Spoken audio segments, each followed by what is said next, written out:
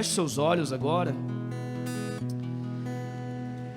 Pai, nós queremos te agradecer, Senhor, pela tua presença, te agradecer pelo teu amor. Como nós adoramos aqui na letra dessa canção, tu és a luz na escuridão. Tu és um Deus de milagres, tu és um Deus de promessas. Tu és aquele que muda e transforma histórias.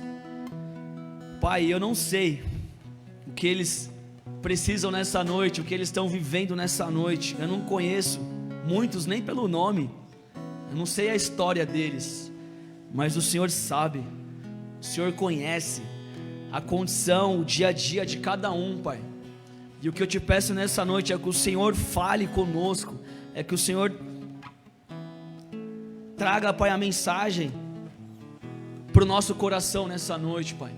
Que essa palavra produza a cura, a restauração, a libertação que é instantânea através da Tua palavra, porque eu sei que ela não volta vazia, mas ela cumpre o propósito, Senhor. Por isso, nós agora consagramos essa igreja a Ti, esse espaço a Ti. Oramos para que os Teus anjos estejam aqui, somente os Teus anjos, anjos guerreiros, anjos de guerra. Pai, todo espírito maligno, tudo aquilo que é contrário a este culto, Senhor, Pai, que não permaneçam nesse lugar, Pai, mas que somente a Tua presença, os Teus anjos estejam aqui, Pai. Usa a minha vida somente como um canal, que o Teu sangue esteja sobre mim, que a Tua misericórdia e graça esteja sobre esse altar, Pai. Assim nós oramos e Te agradecemos, no nome de Jesus, amém e amém. Glória a Deus, aplauda o Senhor, aleluia, aleluia. Vamos abrir as nossas Bíblias em Isaías 61, Isaías 61, versículo 9. Isaías 61, 9.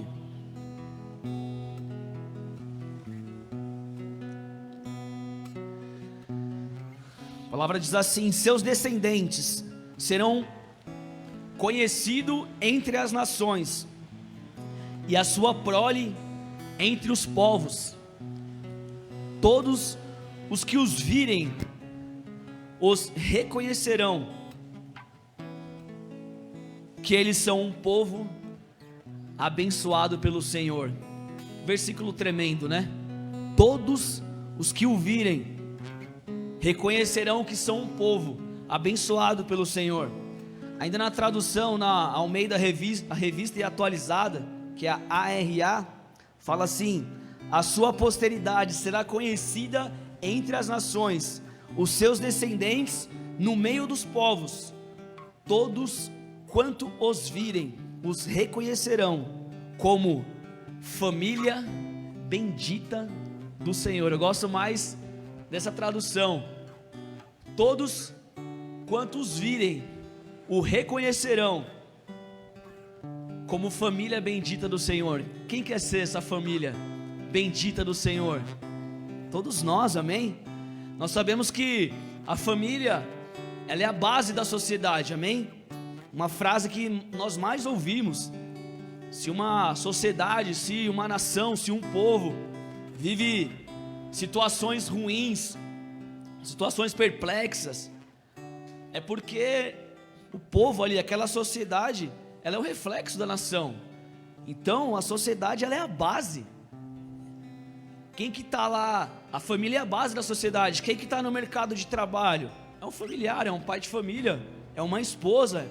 Quem que está na escola? São os filhos que fazem parte desse seio, que vive essa família. E na igreja não é diferente. A família é a base, é a sustentação da igreja. Sim ou não? Porque quem que está aqui? Um esposo, uma filha, um pai, um filho. E famílias estruturadas, famílias alinhadas com os planos, com os propósitos de Deus. Uma igreja que vive dentro da sua igreja casamentos plenos, casamentos alinhados, casamentos que foram restaurados pelo Senhor, famílias plenas, famílias que vivem a bênção de Deus, a família que vive a presença de Deus. Essa igreja é uma igreja forte, amém? Essa igreja é uma igreja fortalecida. E aí, consequentemente, Deus ele pode olhar para essa igreja e Ele pode derramar o seu melhor. Ele pode investir o máximo. Porque através da igreja, através da família, o reino dos céus ele é expandido. O reino ele é estabelecido na terra. A igreja ela é feita de pessoas. Quando terminar o culto e fechar aqui a igreja, o prédio vai ficar aqui vazio. Mas eu e você vamos voltar para as nossas casas, para o nosso dia a dia, e nós estamos inseridos nessa sociedade, amém? Então a minha família, ela é importante para Deus. Você como família, você é importante para Deus. E a forma que nós representamos a Deus como família é a forma que o mundo lá fora vai nos ver. 1 Pedro 2,9, Pedro diz assim, 1 Pedro 2,9: vocês porém serão geração eleita, vocês são na verdade, geração eleita, sacerdócio real, nação santa, povo exclusivo de Deus, para anunciar as grandezas daquele que os chamou das trevas para a sua maravilhosa luz. Repete comigo assim, ó: daquele que os chamou das trevas para a sua maravilhosa luz. Amém. Aí tem o versículo 10 que fala assim: antes vocês nem sequer eram povo, mas agora são povo de Deus. Não haviam recebido a misericórdia, mas agora receberam. Ou seja, o que o versículo está falando? No versículo 9: aquele que nos chamou das trevas para a sua maravilhosa luz. O que nós acabamos de adorar aqui? Que o meu Deus, Ele é luz na onde? Na escuridão. Num lugar iluminado como esse, né? Já está tudo iluminado. Só acender aqui algo, a luz aqui do meu celular, alguma coisa, vai ter muita diferença? Agora, se essa igreja tivesse apagada aqui, o maior breu, aí eu venho com um celular só, coloco aqui o flash, e o que ele vai fazer? Ele já vai iluminar todo o ambiente. E o mais louco e engraçado, se Deus deseja nos usar como família, Ele poderia ir pelo caminho mais rápido, entre aspas, pelo caminho mais curto. Eu preciso das famílias da terra, para que o reino dos céus venha na terra, para que as pessoas possam conhecer esse reino. Isso já é antigo. Deus usou Abraão, e quando Deus chamou Abraão, Ele falou: sai da sua terra, das terras da sua parentela, eu vou te enviar para uma terra, né, que mana leite e mel. E aí Ele dá uma promessa sobre Abraão. Ele fala: você será pai das nações. E Abraão recebe uma promessa não só para ele, mas sobre a sua casa, sobre a sua família. Você será pai de multidões. Sobre ti, Abraão, todas as famílias que vierem depois de você, elas serão abençoadas. Eu abençoarei aqueles que te abençoarem, eu amaldiçoarei aqueles que te amaldiçoarem. Então, o plano de Deus sempre foi escolher um lar, sempre foi escolher uma família. O próprio Adão estava lá e Deus olhou e falou: Adão está sem problema, brincadeira. Deus olhou para Adão e falou assim: Adão, você está muito só aí, cara, preciso te dar uma família, preciso te dar um lar. E Deus, Ele estabelece o lar ali no Éden. E nos dias de hoje, Deus continua com planos, com sonhos tremendos com a família, amém? Deus, Ele tem muitos planos com a sua casa. Você está aqui, mas Ele sabe quem é o seu pai, quem é o seu avô, quem é o seu tataravô. Ele já olha para o seu filho, para o seu neto, para o seu bisneto. Ele sabe quem é seu pai, sua mãe, seu tio, sua tia, seus primos. Deus, quando olha para você, Ele tem um ele faz o check-up ali, ele não olha só para você como indivíduo, mas ele olha para você como um povo, amém? Como um lar, como família. E Deus poderia escolher as famílias alinhadas, famílias estruturadas, famílias que viveram princípios ali, cristãos, e estão super alinhadas, para que a mensagem do Evangelho fosse propagada, fosse disseminada aí. Só que Deus insiste a ir lá nas trevas. Ele insiste a olhar para uma família que está desajustada. Ele insiste a ir lá numa casa que você olha e fala: meu, ali não vai dar nada. Trevas, escuridão. Aí Deus fala: é matéria-prima para a manifestação da minha glória. Porque o amor de Deus, ele é tremendo. Os próprios discípulos, por mais que eles estavam ali, eles eram ali judeus, estavam vivendo ali, a maioria deles vieram de lares que não estavam tão alinhados, que não estavam tão estruturados. Jesus poderia ir lá na sinagoga, escolher 12 rabinos, mestres, nascido ali, criado na escritura, mas ele foi lá nos pescadores, ele foi lá em gente comum, gente que não tinha um histórico familiar bagunçado. Vou manifestar a minha glória sobre eles. E Deus tem feito isso conosco. Se eu abrisse aqui um espaço para contar aqui testemunhos, cada um aqui ia contar histórias tremendas. Da onde que você veio, quem foi seu pai, sua mãe, o seu avô, seu tataravô. Porque muitos acham depois de um tempo, né? Você está caminhando, você está alinhado, você acha que o cara nasceu no berço evangélico, o cara nasceu, nunca teve nenhum tipo de problema na vida dele, nunca viveu nenhuma rejeição, nunca passou por um trauma, o cara é livre de qualquer tipo de situação e circunstância. Mas na verdade não. Por mais que até você veio de um lar estruturado, seus pais investiram ali em você, alguma situação você viveu, algum arranhão, se você está aqui até hoje, algum arranhão você trouxe aí do seu passado, alguma marquinha, querendo ou não, acaba vindo.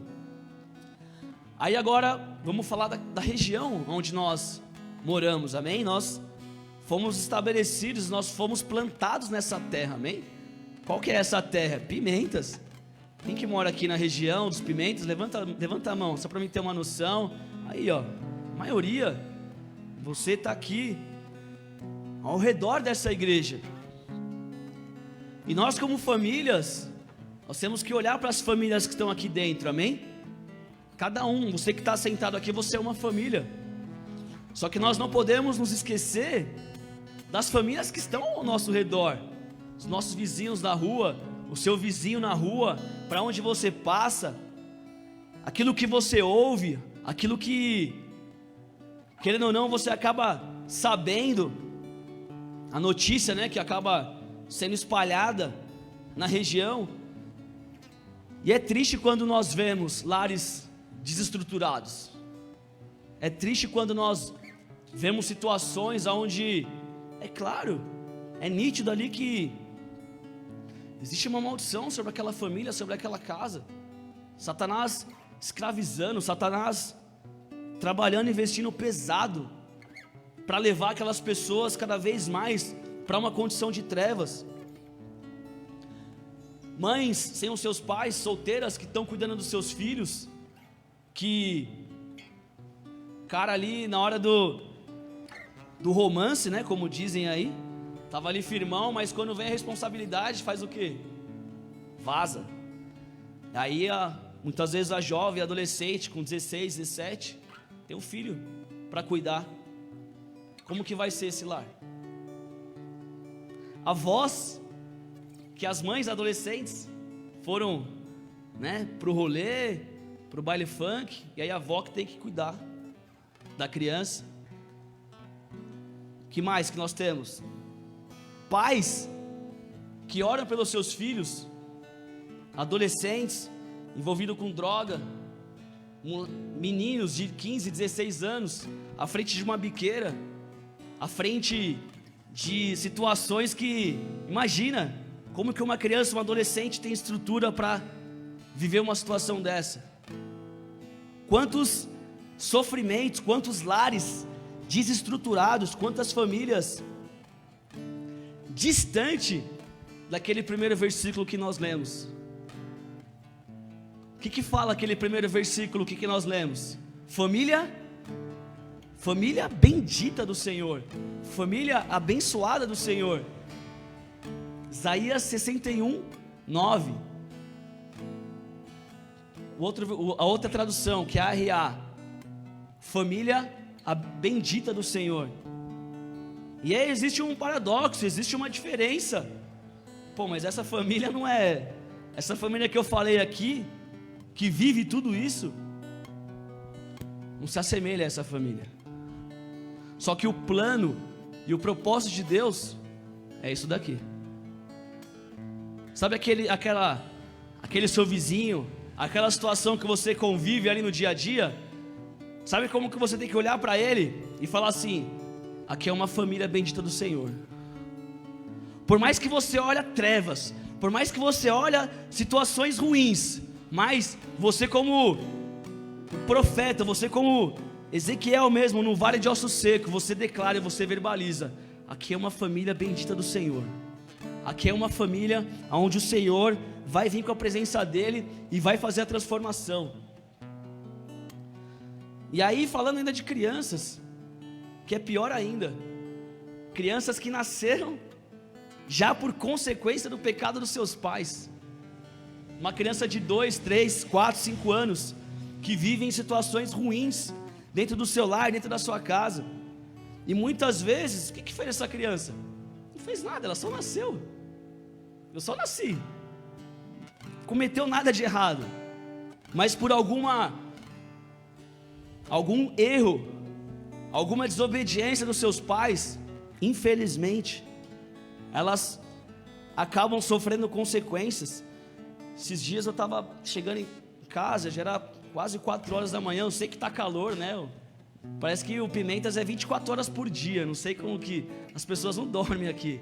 Cara, era 4 horas da manhã, tava um calorzão e eu passei, criançada assim, ó. A gente vai ter 3, 4 anos brincando na rua ali, já do outro lado ali, os caras fumando negócio, a biqueira do lado. Eu falei, e aí você pensa, olha o ambiente que essa criança está crescendo, olha tantas coisas que ela está vendo.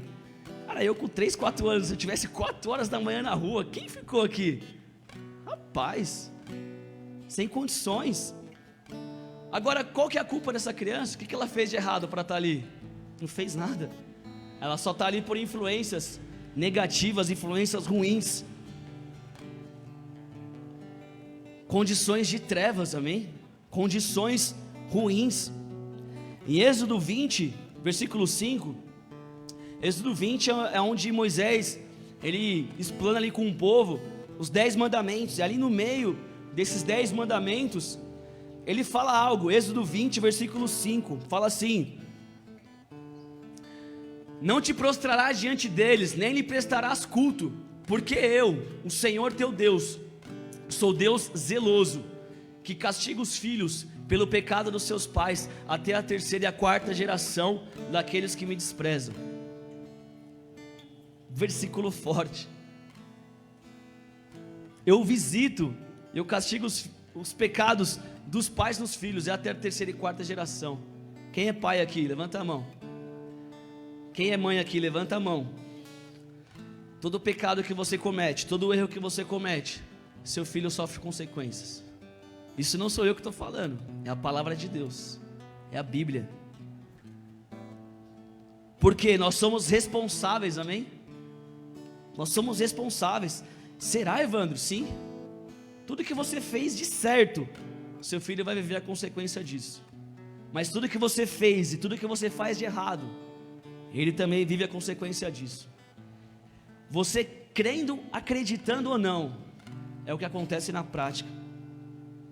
E aí, eu vou me ater nessa noite a uma história de um juiz. Quem foram os juízes? explanando um pouco aqui da história, depois que o povo saiu do Egito, perambulou pelo deserto, se estabeleceu na terra prometida, ali o povo foi liderado por Josué. Deus levou Josué e dali em diante, Deus levantava juízes que julgavam o povo, que conduzia a nação ali de Israel. E aí, o juiz, enquanto Deus levantava o juiz, o povo andava alinhado, certinho com Deus. Aí esse juiz morria e o povo desobedecia. Parecia que o povo só obedecia quando tinha uma supervisão, quando tinha alguém ali olhando. E aí Deus tinha que levantar outro juiz para trazer alinhamento. E as nações ali ao redor sempre se levantavam contra o povo de Deus. E eu queria falar hoje sobre a história de Jefté. Jefté foi um juiz, isso está lá em Juízes 11. Falando ainda nessa introdução sobre família. E aí nós vamos entender como que é o mundo espiritual, amém? Como que funciona isso tudo. Juízes 11:1. Jefté, o Gileadita, era um guerreiro valente. Repete comigo, guerreiro valente. Amém, é só para você não dormir aí, amém? Para você ficar firme comigo. Eu sei que quinta-feira, né, é mais pegado, então é isso aí, a pessoa acorda só no valente. Valente, o que é o valente? Para amarrar o valente, o que é para fazer? Jefté, o Gileadita, ele era um guerreiro valente. Sua mãe era uma prostituta. Seu pai foi Gileade. A mulher de Gileade também lhe deu filhos, que quando já estavam grandes, expulsaram Jefté, dizendo: você não vai receber nenhuma herança, pois é filho de outra mulher. E então Jefté fugiu dos seus irmãos e se estabeleceu em Tobi, e ali um bando de vadios uniu-se a ele e o seguia. Nossa, isso é Bíblia? Isso está na Bíblia? Parece que eu estou lendo aqui o Cidade Alerta. Parece que eu estou lendo aqui, o que mais tem? O Bate lá, né? Cada história, o da Atena. Não, é Bíblia. É Bíblia, e Deus faz questão de deixar registrado. Jefté, ele era um guerreiro, ele era um homem valente, porém filho de uma prostituta. Aí o que aconteceu? O pai dele tinha outras mulheres, consequentemente ele tinha outros filhos. Então tinha uma família ali, irmãos do mesmo pai, mas de mães diferentes. E aí os irmãos falam o que para Jefté? Vaza, você não é filho da nossa mãe, é filho do mesmo pai, mas vaza, você não vai pegar a herança não. E aí o que nós vemos aqui por detrás da história de Jefté? Jefté carregava uma marca dentro dele, como eu falei. Vamos procurar aqui, qual que foi o pecado de Jefté? Jefté, o Gileadita, a Bíblia até elogia ele. Ele era um guerreiro valente, somente uma prostituta. Em nenhum momento a Bíblia declara. Vocês encontraram aí o pecado de Jefté? Acharam o pecado de Jefté? Não, Jefté ele só nasceu. Que erro? Qual foi o erro que ele... Não, ele só nasceu. Só que infelizmente ele nasceu num lar desajustado, onde a mãe dele vivia uma vida de prostituição, e o pai dele tinha outras mulheres. E aí, para piorar, os irmãos dele falou: vaza, some. E aí a Bíblia fala que um abismo chama outro abismo.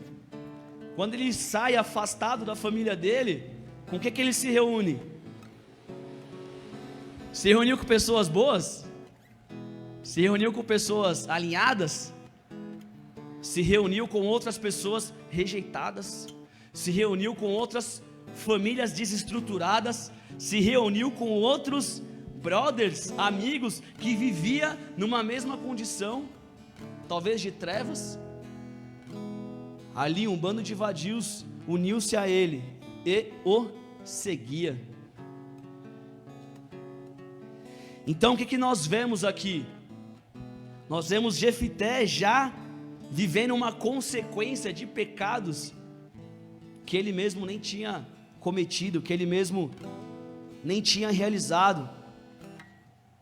E o que acontece é que um espírito de rejeição se apodera dessa família, um espírito que faz com que nós tenhamos sentimentos de abandono, que nós tenhamos sentimentos de desprezo, de rejeição mesmo. Porque ele foi rejeitado pela sua própria mãe, porque a mãe, por mais que ela vivia em uma condição, ela poderia segurar o reggae, sim ou não? Falar, meu, beleza, essa aqui é a minha vida, é o que eu vivo, mas se é isso que eu estou vivendo, pelo menos eu vou segurar aqui a responsa do meu filho. E o que a mãe fez? Rejeitou. Aí o pai, que tinha as duas mulheres, ele poderia chegar nos filhos dele e falar, não vai expulsar ele não, vai ficar aqui, ele é meu filho. O que o pai fez? Abriu mão, rejeitou. E aí os irmãos falaram o quê? Vaza, sai fora. Já é, se o pai e a mãe não abraçou e não cuidou, que dirá os irmãos, que era meio irmãos. E aí Deuteronômio 23:2, nós vamos entender qual maldição que é essa. Deuteronômio 23:2 fala assim: quem nasceu de união ilícita não poderá entrar na Assembleia do Senhor, como também os seus descendentes até a 10ª geração. Ou seja, toda vez que uma pessoa ela é gerada numa união fora do casamento, essa pessoa ela é gerada nesse espírito, amém? Naquele momento, a criança, sem saber de nada, ela está vivendo uma consequência do pecado dos seus pais. Qual foi o pecado dos pais? Só para ficar claro aqui. O que nós cremos, igreja? O que nós vivemos aqui? Sexo fora do casamento, ele é de Deus? Sim ou não? Então se eu como casal, se eu não estou alinhado ali, não estou estabelecido com a minha esposa, e aí porventura gerei um filho fora da união do casamento, olha a maldição que vem sobre essa criança: não poderá entrar na Assembleia do Senhor. O que é a Assembleia do Senhor? O que é a Assembleia do Senhor? É a reunião do Senhor, é a presença de Deus. Essa maldição para o povo na época que vivia assim como um leproso, que ele estava com lepra, tinha que estar fora do arraial, tinha que estar isolado, tinha que estar em lugares solitários. A pessoa também que era gerada nessa condição de pecado, ela não poderia estar ali na presença. E não somente ela, até a 10ª geração. Olha que louco. Como eu falei, Deus não olha só para você, amém? Deus olha para o seu filho, olha para o seu neto, Deus olha para a sua família, Deus olha para a sua descendência. Deus tem planos não somente para você. E aí, como eu comentei, quantas famílias desestruturadas, quantos lares destruídos, porque existe uma maldição que perdura de geração em geração. Talvez o seu avô, talvez o seu pai viveu situações ruins, e hoje você está vivendo consequências, e você nem sabe. E nesse momento, o que vem sobre essas pessoas? Junto com o espírito de rejeição, existe algo que a pessoa nem sabe, mas dentro dela vem uma necessidade e um desejo de aceitação. Então sempre que existe algo que está trazendo rejeição, algo que gera um abandono, junto com esse abandono, com essa rejeição, vem uma aceitação. E aí, porque houve um abandono, uma rejeição familiar, aonde você acha que essa pessoa vai buscar aceitação? Na onde? Lá fora, no mundo. Meninas de 12, 13, 14 anos, numa roda, numa conversa, que a amiguinha fala assim: nossa, mas você é virgem ainda? Sério que você é virgem? Ah, não acredito. Com 12, 13 anos você ainda é virgem? E ali ela começa a ser influenciada. E aí, para essa menininha de 12, 13 anos, para ela ser aceita pelas suas amigas, o que ela acaba fazendo? Abrindo mão da sua virgindade. Meninos de 14, 15 anos, que viveram rejeições dentro do seu lar, Aí começa a andar com os caras. E aí, mano, vamos fazer um corre ali, mano, vamos fazer uma fita ali.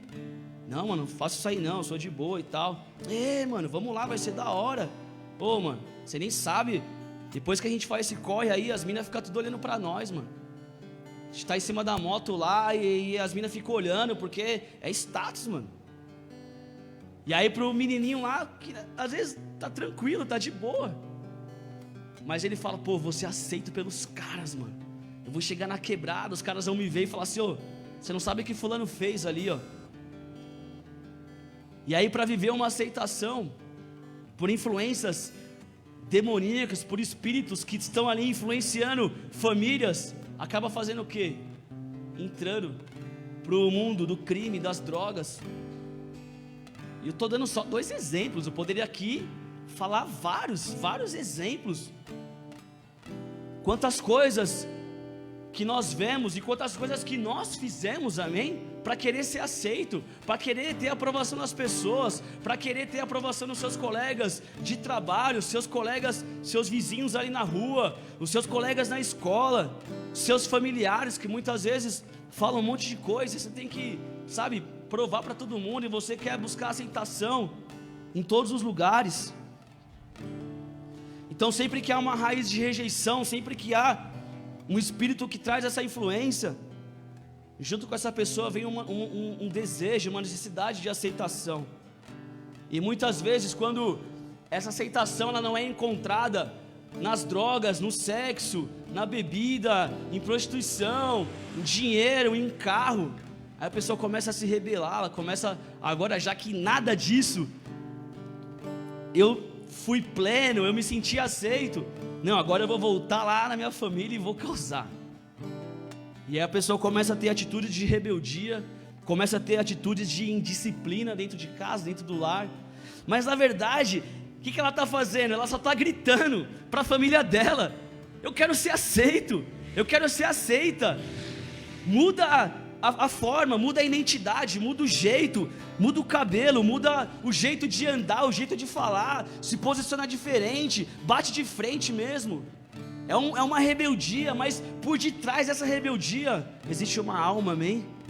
Buscando uma aceitação, gritando por amor, querendo ser abraçada, querendo ser acolhida. Quantos lares que não existe um diálogo e o pai não olha no olho da filha, da menina e fala, filha, você é minha princesa, eu amo você. E se você, pai, não gera isso na sua filha, ela vai buscar isso lá fora. Agora se você é um pai que gera isso na sua filha, quando vier uma ideinha lá fora, ela vai entender, não, eu sou aceita pelo meu pai. A mãe com o filho é a mesma coisa. Agora onde não há carinho, onde não há relacionamento, há consequências, amém? E nós como pais, somos responsáveis sim, pela educação dos nossos filhos. A escola ela vai ensinar matemática, português, ela vai ensinar a como se relacionar um pouco ali, mas quem disciplina e educa são os pais.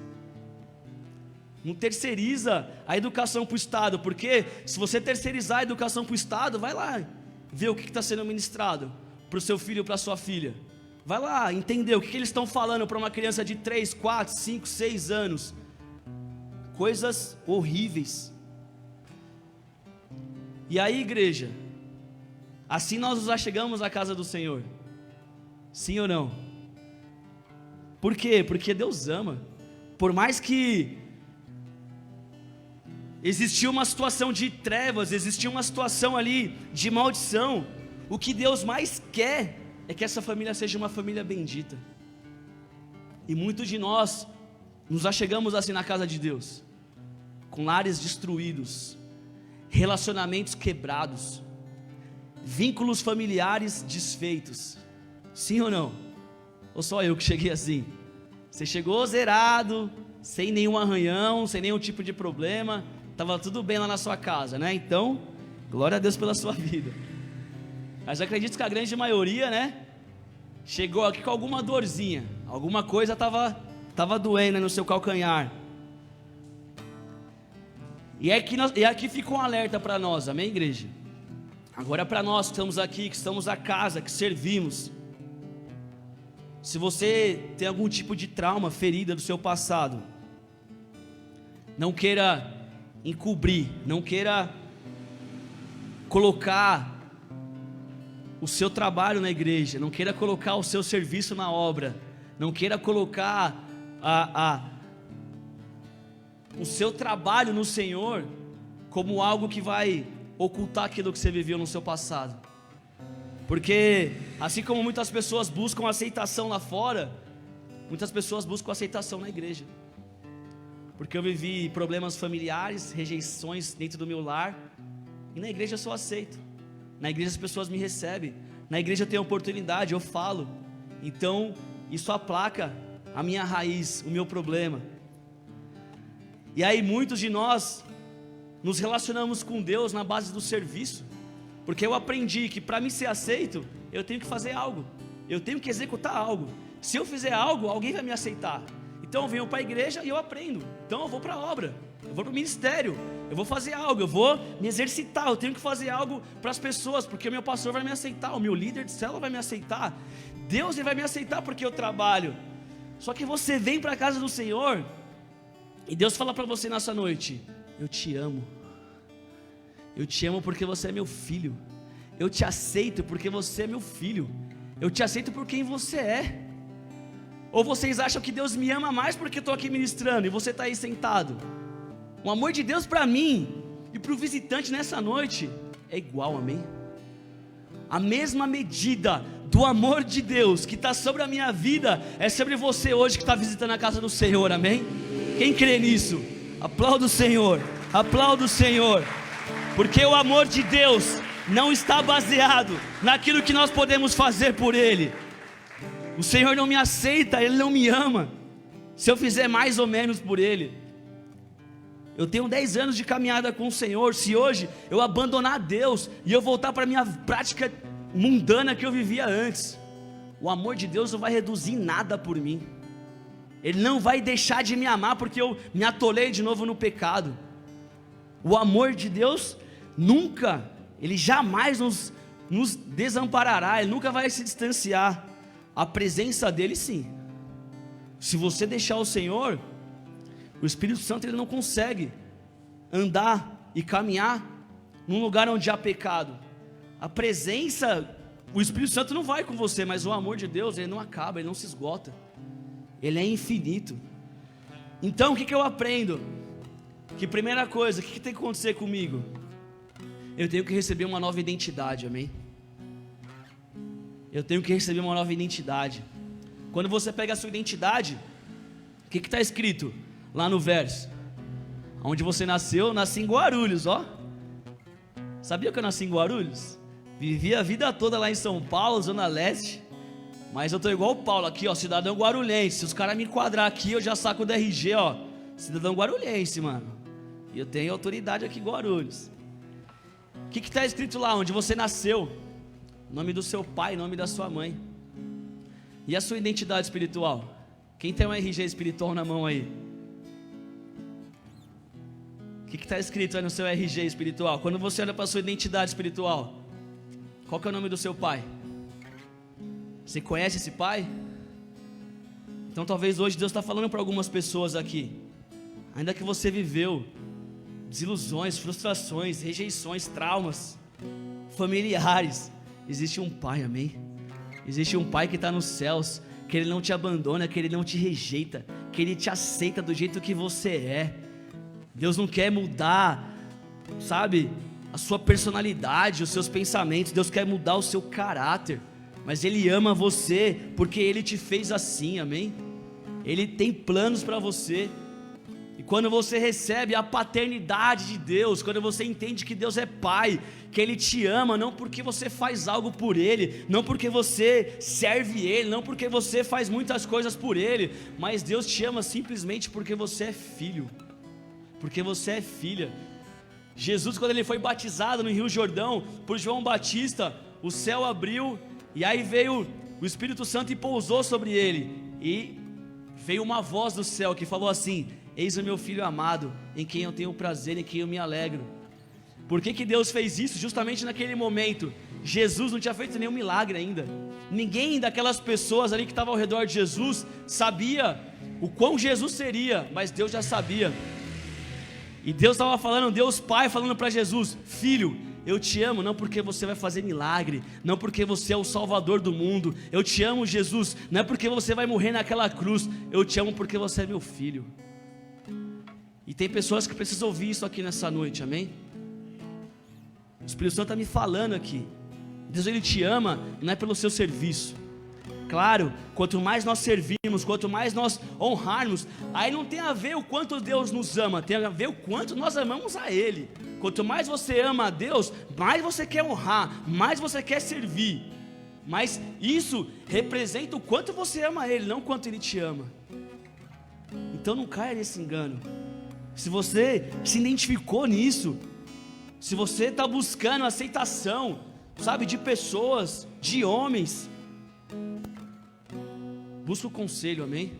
A cura para você. Eu fui curado, eu fui restaurado, e também a cura para você. Aí em Juízes 11:4, ainda dando sequência na história de Jefté, algum tempo depois, quando os amonitas entraram em guerra contra Israel, os líderes de Gileade foram buscar Jefté em Tobi. Venham, disseram, seja nosso comandante para que possamos combater os amonitas. Disse-lhes Jefté: vocês não me odiavam? Não me expulsaram de casa, da casa do meu pai? Por que agora me procuram, quando estão com dificuldade? Apesar disso, agora estamos apelando por você, responderam os líderes de Gileade. Venha combater conosco, com os amonitas, e você será chefe de todos os que vivem em Gileade. Jefté respondeu: se vocês me levarem de volta para combater os amonitas, e o Senhor os entregar a mim, serei chefe de vocês. Olha a motivação no coração. O que está acontecendo aqui? O bicho pegou lá, os amonitas se levantaram. Só que Gileade, ele era o que? Que nós lemos, ele era um guerreiro, amém? Ele devia demonstrar ser um homem forte. Aí os caras, acho que Gileade ia ser o cara cabuloso pra gente vencer os caras. Aí foram lá buscar Gileade. Agora imagina, você é o rejeitado. Jefté, eu falei errado, né? Obrigado. Você é o Jefté, que foi rejeitado pela sua mãe, pelo seu pai, pelos seus irmãos. Aí eles vão lá pedir ajuda para você. Como Jefté recebeu essa ajuda? Quantos de nós nesse momento ia falar assim: agora eu vou vingar, né, a minha rejeição. Agora eu vou fazer o que eles fizeram comigo. E aí a gente vê a motivação de Jefté, como nele existia ainda um desejo de aceitação. Ele recebe a missão, ele concorda com a missão. Só que qual que era a condição para ele voltar lá e guerrear? Ele tinha que ser o quê? Ele tinha que ser o chefe. Eles vão me colocar por chefe? Eu vou liderar vocês? Eu vou estar por cima de vocês? Então eu aceito. E aí quantos de nós tivemos situações com pessoas, fomos feridos, fomos maltratados, e muitas vezes você quer ir lá mostrar para essa pessoa: olha como Deus é na minha vida, olha como eu sou abençoado, tá vendo? Você não fez nada por mim, mas eu conquistei tudo sozinho, Deus foi na minha vida, como eu sou bom aqui. Aí você vai lá, depois de anos, lá vai visitar os seus familiares, seu pai, e aí você fica querendo, sabe, se aparecer por aquilo que você tem de recursos terrenos e materiais, querendo mostrar para sua família: como que eu dei a volta por cima. Olha aquele lá, que era o Zé Ninguém, que nem ia chegar em lugar nenhum. Ia chegar da onde? E aí você quer ir lá para essa família e querer mostrar para as pessoas. Por quê? Porque no fundo você está buscando ainda essa aceitação. Só que com Deus não é assim, amém? Deus nos chamou para servir, amém? Deus, Ele vai te levar naquele lugar onde você foi assolado, aonde você foi rejeitado, aonde você viveu em condições de trevas, e Ele vai falar assim: filho, você é luz, E eu estou te levando para esses lugares agora, porque você vai servir eles. Você vai servir eles. Assim como Davi falou: o Senhor é meu pastor, e nada me faltará. Ele vai me guiar a pasto verdejante. Ele me conduz, Ele refrigera a minha alma. Ele é meu cajado, bordão. Prepara, Senhor, uma mesa, prepara um banquete perante os meus adversários. Todos os espíritos malignos que atormentou a minha casa, atormentou a minha família, vai ver eu servindo a minha casa, servindo a minha família. Prepara uma mesa, Senhor, prepara o banquete, porque eu quero servir a minha casa, eu quero servir a minha família, e eu e a minha casa serviremos ao Senhor. Crê no Senhor Jesus e será salvo, tu e a tua casa, tu e a tua casa. Prepare uma mesa, Senhor, diante de principados, diante de potestade, porque a minha guerra não é contra meu pai, não é contra minha mãe, não é contra meu irmão, mas é contra espíritos malignos que vieram de geração em geração, tentando destruir o meu lar e a minha casa. E aí tira umas escamas dos seus olhos. Você fala: não vou ser igual o Jefté, não. Eu não vou voltar lá para querer pisar na minha família, para querer me aparecer em cima da minha família. Pelo contrário, eu vou servir, eu vou honrar os meus. E aí nós temos um paralelo de uma pessoa também que viveu uma rejeição. Ele é o autor do Salmo 23. Quem que é? Quem? Davi. Davi foi rejeitado, sim ou não? Quem acha que sim, levanta a mão. Quem acha que Davi não foi rejeitado, levanta a mão. Olha lá. Por que Davi não foi rejeitado? Porque ele é o Davi. 1 Samuel 16. Essa é uma história conhecida, vou até avançar para não me prolongar muito aqui. Mas o que aconteceu? Aqui já passou, depois dos juízes, Samuel foi o último juiz, aí vieram os reis. O primeiro rei que foi levantado foi Saul. Saul, ele não representou ali a Deus, e Samuel recebeu a missão de lá ungir Davi no lugar de Saul. E Deus fala para Samuel, a partir do 16, eu vou ler o versículo 11, mas eu estou introduzindo aqui. Deus fala assim: vai lá na casa de Jessé e unge um dos seus filhos. Deus é engraçado, porque ele poderia falar assim, ó: vai lá na casa de Jessé e unge Davi.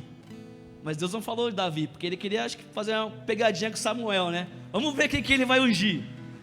Deus falou assim: Samuel, vai lá na casa de Jessé e unge Davi. Ele não falou assim, ele falou: unge um dos seus filhos. Aí Samuel vai lá, não entende muito bem, mas ele vai. Ele chega na casa de Jessé, e aí Jessé tinha 7 filhos ali na casa, na mesa. 1 Samuel 16, 11. Então perguntou a Jessé: estes são todos os filhos que você tem? Jessé respondeu: ainda tenho o caçula, mas ele está lá cuidando de ovelha. Você veio ungir um rei, né? Você não veio ungir o rei de Israel? Meus filhos estão aqui. Os caras tudo fortes, os caras eram do exército de Saul.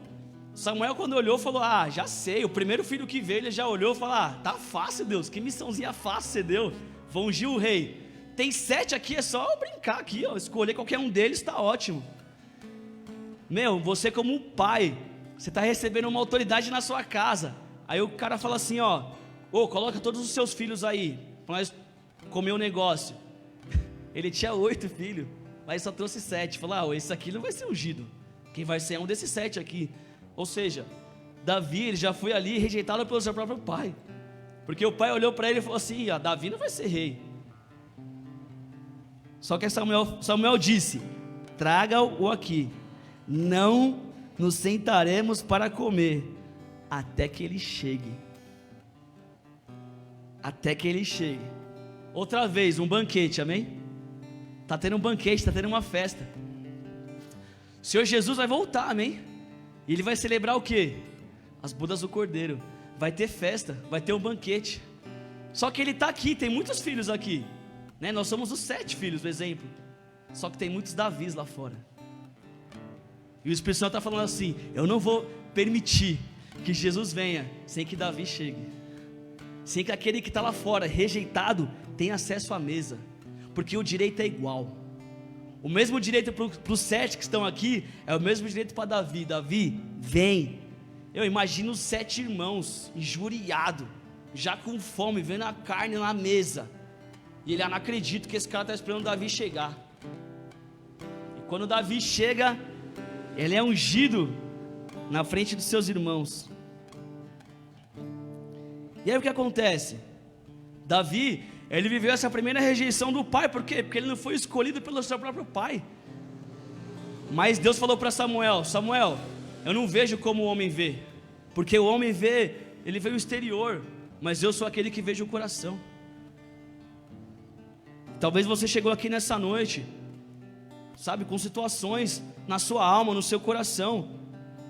Eu não sei de nada, eu sou Samuel aqui, eu não sei quem que é, mas o Espírito Santo sabe, amém? Ele sabe onde você está, Ele te trouxe até aqui. Não foi você na sua própria força, mas Ele te conduziu até esse lugar. Ele tem planos na sua vida. Por mais que você não foi escolhido na sua casa, no seu lar, nos seus amigos, você não foi aquele que foi o escolhido, mas hoje Deus está aqui, Ele está te escolhendo, amém? Ele está te escolhendo, Ele está te chamando. Há um chamado para você também nessa noite. E aí Davi passa por uma outra rejeição. O pai dele fala assim: ô Davi, leva uma marmitinha lá para os seus irmãos, porque eles estão lá trabalhando para Saul, estão lá no reino. Aí ele fala: beleza, pai. Aí quando Davi chega lá, ele ouve um burburinho, os caras discutindo. Aí ele vê que tem um Golias lá, tem um gigante desafiando o reino de Israel. Aí ele ouve, fala: caramba, esse gigante está desafiando todo mundo, e os caras estão quietos, estão falando nada. Aí ele ouve o pessoal falando: quem vencer e matar o gigante, o rei, isso está lá em 1 Samuel 17, 25. Os israelitas disseram entre si: vocês viram aquele homem? Ele veio desafiar Israel. O rei dará grandes riquezas a quem o matar. Também lhe dará a sua filha em casamento, e isentará de impostos em Israel a família de seu pai. Aí Davi ouve, né? Fala: caramba, mano, tá vantajoso aí esse gigante aí.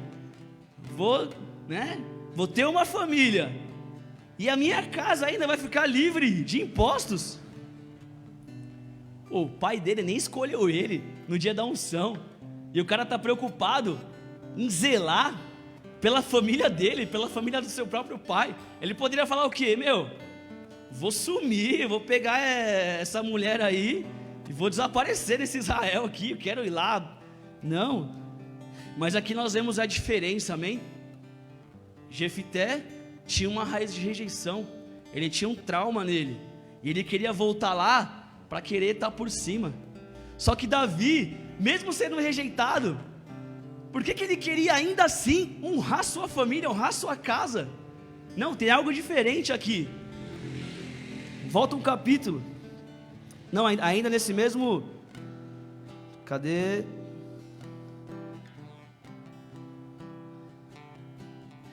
Volta um capítulo, 1 Samuel 16, 18. A gente vai entender por que Davi era diferenciado, qual que era a diferença entre Jefté e Davi. 1 Samuel 16, 18. Teve um momento que o rei Saul estava sendo atormentado por espíritos malignos. Aí um dos funcionários respondeu: conheço um dos filhos de Jessé de Belém, que sabe tocar harpa. Primeira característica, ele é um guerreiro valente. O que Jefté era? Era um guerreiro. O que Davi é aqui? Um guerreiro valente. Ele sabe falar bem, ele tem boa aparência. E no final, quem estava com ele? Quem estava com ele? Qual que era a diferença aqui entre Jefté e Davi?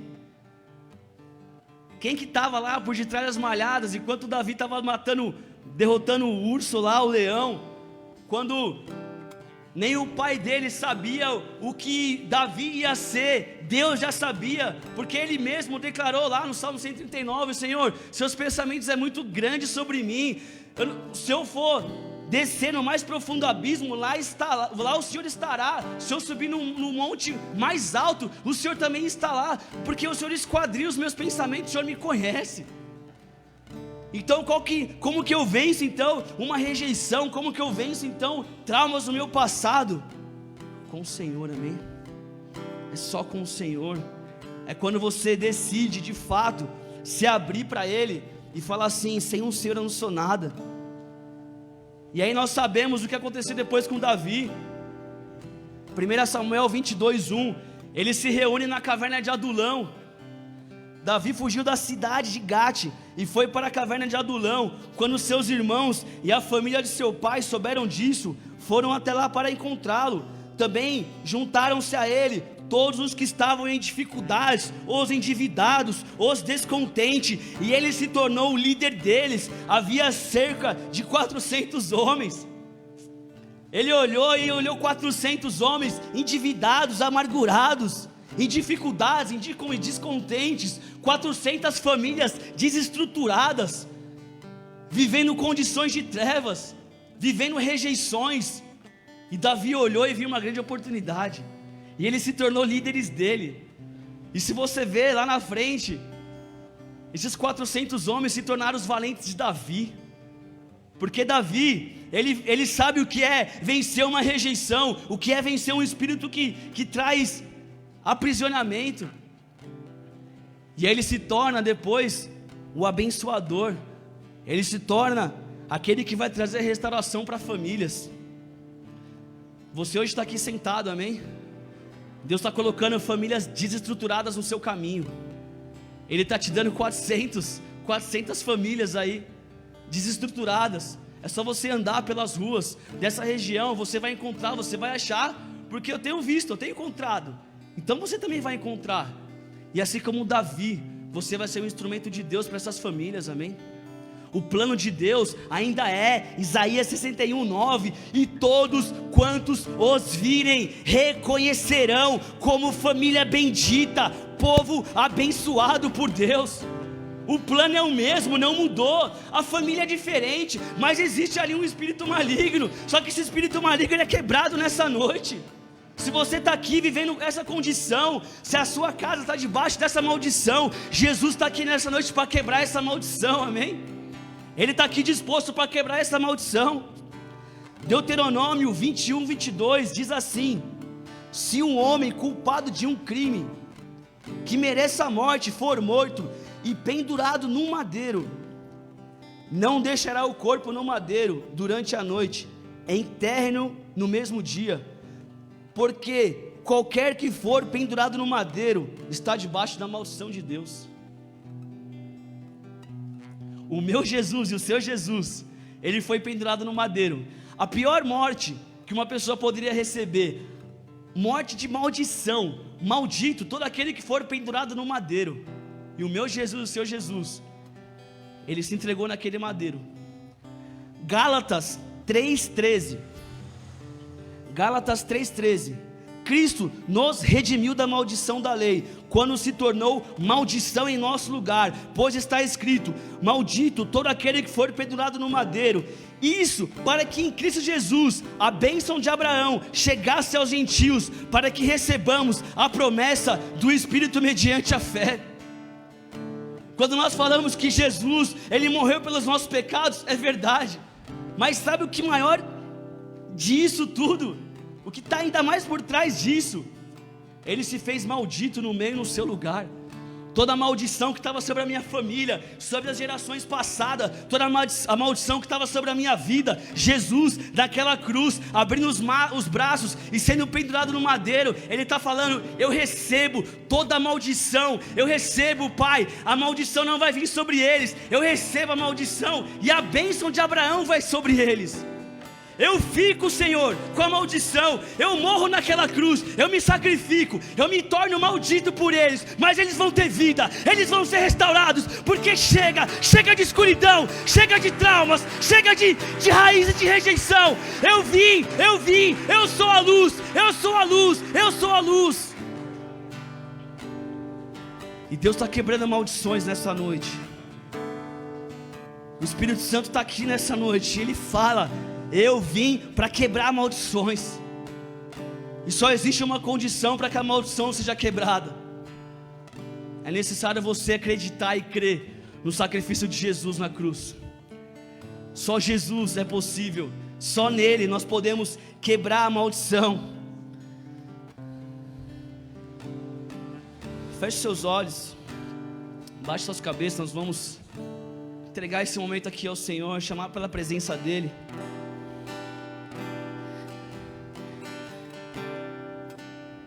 Jesus deseja quebrar essa maldição.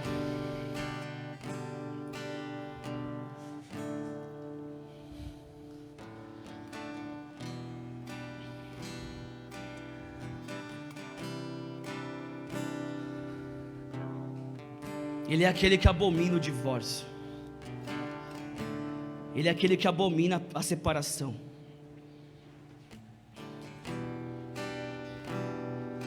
O mesmo Deus criador, Ele tem o poder de restaurar.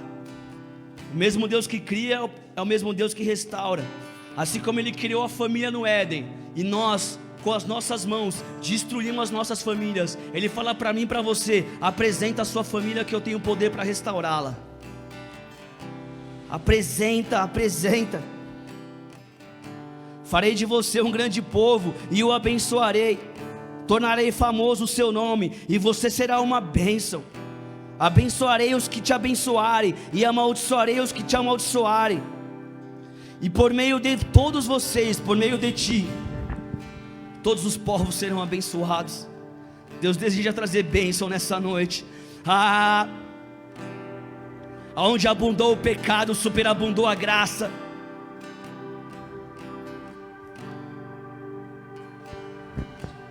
E Ele fala nessa noite: a minha misericórdia triunfa sobre o juízo. Mas eu trato com bondade até 1000 gerações aos que me amam e guardam os meus mandamentos. Porque a minha consequência, a minha disciplina é até a 4ª geração. Mas o meu amor e a minha bondade é por 1000 gerações. Porque eu tenho mais prazer em abençoar do que amaldiçoar. Mas porque você escolheu caminhos de morte, porque você escolheu caminhos de trevas. Você pode estar nessa noite no lugar mais escuro da sua alma e da sua vida, mas a luz de Jesus, ela te encontra nessa noite.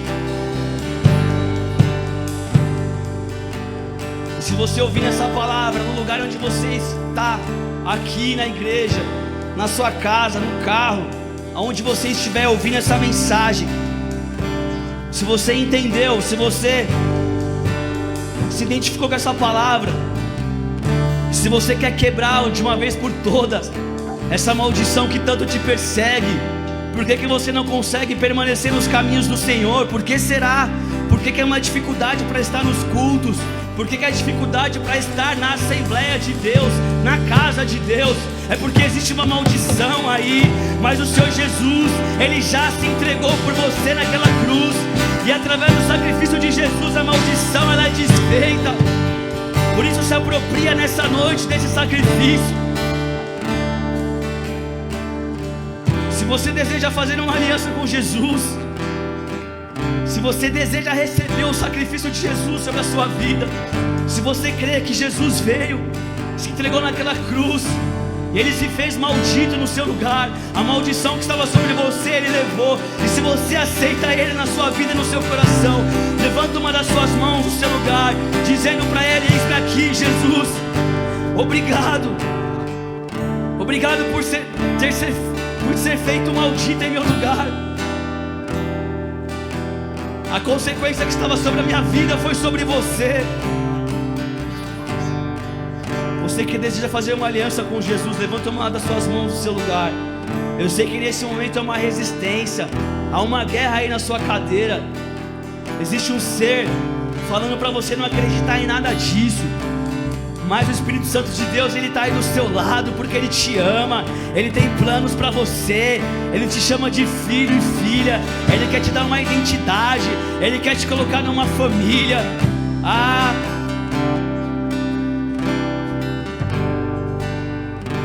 Você que hoje faz essa aliança com Jesus, repete comigo essa oração dizendo: Senhor Jesus, Senhor Jesus, nessa noite eu ouvi a Tua palavra. E eu creio que o Senhor se fez maldito em meu lugar. Eu me aproprio do sacrifício, do sangue e do perdão de Jesus na cruz.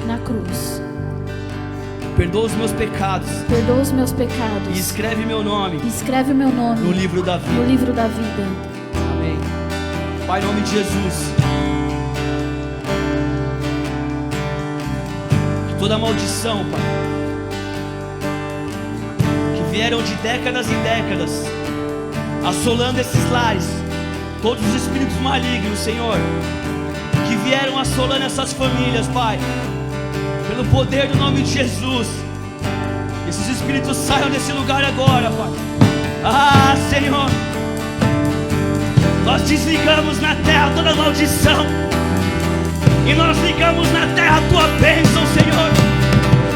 Nós trazemos para nós a bênção de Abraão, e o Senhor fala para você nessa noite: eu te chamei para você ser a minha família bendita nessa terra. E todos aqueles que te virem um dia verão e declararão como família bendita do Senhor. Se coloca de pé, igreja. A restauração de Deus nessa noite.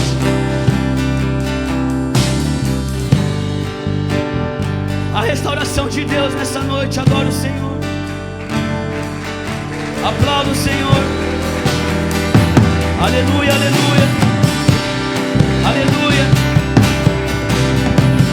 Você que faz essa oração antes de ir embora, deixa o seu nome ali com as boas-vindas. Deixa o seu nome. Nós queremos anotar o seu contato. Queremos te convidar para essa família, amém? Faça parte dela. Você que está em casa, nas redes sociais, manda um direct no Instagram. Vamos adorar o Senhor, igreja. O Senhor quer fazer ainda. O Espírito Santo tem algo para fazer ainda nessa noite. Movendo entre nós, te adorarei, te adorarei. Estás aqui, mudando o destino. Ele está mudando o destino da sua família. Te adorarei. Estás aqui. Ele está aqui, operando milagres. Te adorarei. Te adorarei. Estás aqui, transformando nossas vidas. Transforma-nos, Senhor. Te adorarei, te adorarei. Muda os corações nessa noite. Meu Deus é Deus de milagre, Deus de promessa, caminho no deserto, luz na escuridão. Meu Deus, esse é quem Tu és. Meu Deus é Deus de milagre, Deus de promessa, caminho no deserto, luz na escuridão. Meu Deus, esse é quem Tu és. Estás aqui, Vós, porém, tocando são geração eleita, sacerdócio real, nação santa, povo exclusivo de Deus, para anunciar as grandes riquezas daquele que os chamou das trevas para a sua maravilhosa luz. Te adorarei, te adorarei, te adorarei.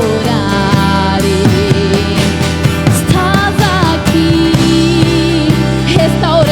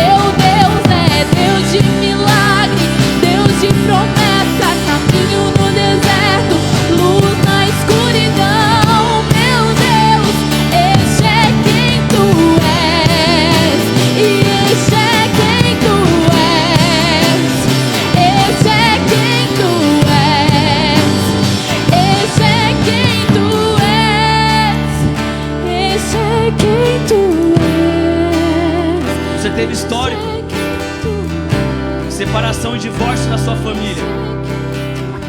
E existe um espírito tentando trazer separação e divórcio no seu casamento. Mas nessa noite ele foi desmascarado. E o Senhor Jesus, ele quebra essa maldição na sua vida.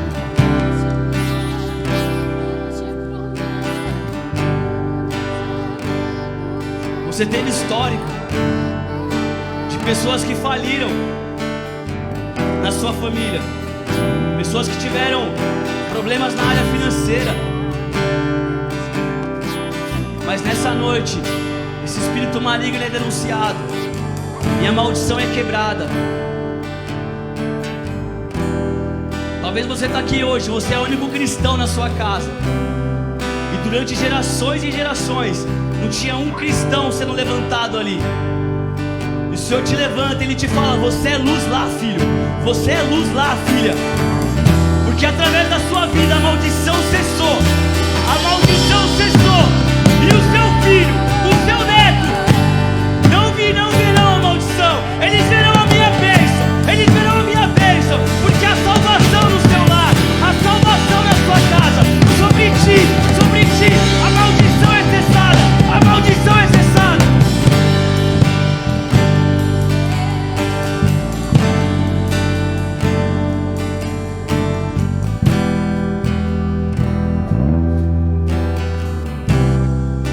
O Espírito Santo me fala também aqui: eu sou aquele que apaga as suas transgressões. Toda a contaminação do passado, todo o pecado do passado, meu sangue é poderoso para apagar. E Ele está promovendo cura, Ele está promovendo santificação. Todo espírito de promiscuidade, Ele está trazendo santificação para você agora. Você que estava com dificuldade em permanecer em santidade, fora do pecado sexual, de promiscuidade, de lascívia, de pensamentos impuros,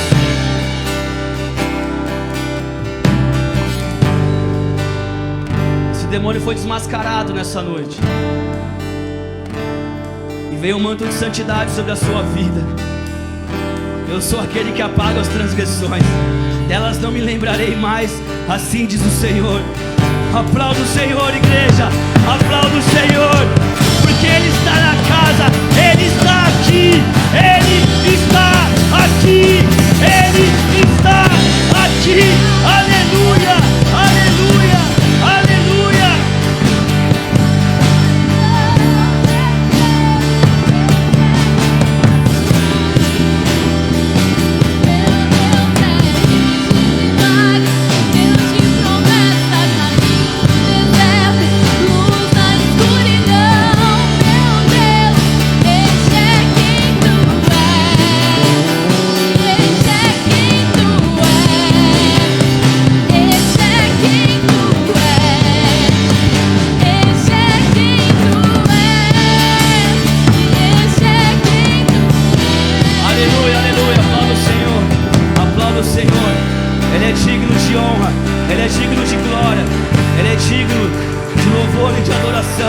Recebe, Jesus, as palmas é para Ti, Senhor, que morreu naquela cruz por nós. A Ti é a honra, a Ti é a glória. Aleluia, aleluia. Pode acender as luzes. Fala assim para a pessoa que está do seu lado, e você também que está na sua casa. Fala assim para quem está do seu lado: família bendita do Senhor. De novo, família bendita do Senhor. Aleluia. Estende suas mãos para cá. Que o amor do Deus Pai, que essa aceitação que nós só temos nele, que a graça de Jesus e que a ministração e as consolações do Espírito Santo esteja sobre cada família aqui, amém? Sobre cada mão estendida. O Senhor, Ele te abençoa e declara que você é família bendita, para que lá fora as pessoas possam olhar para essa família e falar assim: eu quero ser igual essa família, eu quero ser igual ela. E nós vamos povoar o céu, amém, igreja? Aleluia, aplauda o Senhor, glória a Deus, aleluia. Nos vemos aqui no domingo, amém? Aleluia, bom término de semana, Deus abençoe, tamo junto.